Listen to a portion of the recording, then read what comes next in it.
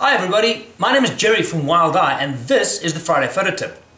If you're new or if you just found this, the idea with the Friday Photo Tip is I give you guys some ideas on images and hopefully some kind of inspiration for you when you go out over the weekend to do photography, things to look for. In week one we looked at rule of thirds, last week we looked at color, and this week we're going to look at hold that thought. What we do first is we have a look at some of the images you guys send in based on last week and have a quick look. You guys get some ideas and then we move on from there. So, here we go. First image, all three of these are by Brian. First one is a fish eagle. What makes this image, apart from that lovely dark color on the chest of the bird, is that blue background. African skies, they're bigger than anywhere in the world, but the color is phenomenal, and that's what we're after. Awesome shot.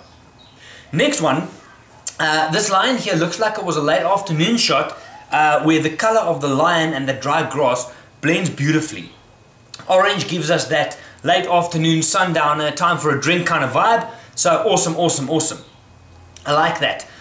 If you're going on safari with your camera, things to look for, that late afternoon light, the way that orange light catches the grass is phenomenal. Right, last example, also by Brian. Now, this one as well, the background is a little bit busy, however, this bird cannot be faulted on color.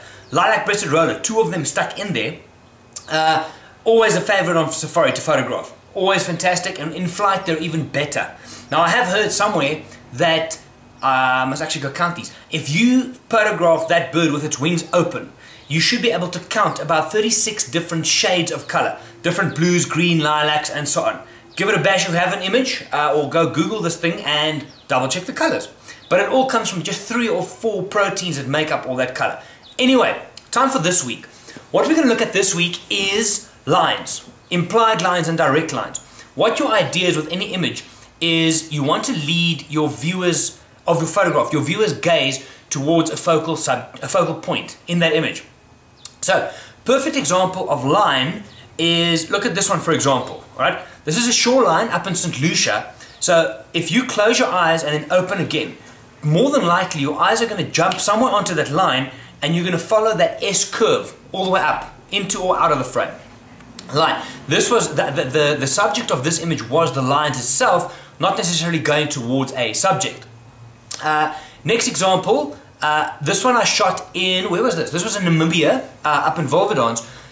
If you close your eyes, and this works for a lot of things, guys, if you're assessing an image, close your eyes open, and depending on what you're looking for, it'll jump out at you. So, what this one does is you start close, open, and you'll pick up and your eyes lead into where those lines converge. Roads work beautifully for this. So check the roads, see where they're leading you, and this, in this case, it leads you all the way back to where the road is leading. Landscape.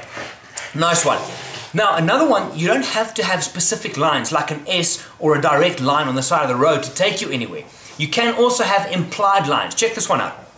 This is the zebra is standing still, gives me a subject to start from, but then the 2 rows of wildebeest, middle and at the top, your eyes kind of go side to side because there's an element of movement. They're all moving in the same direction, and there's my implied line.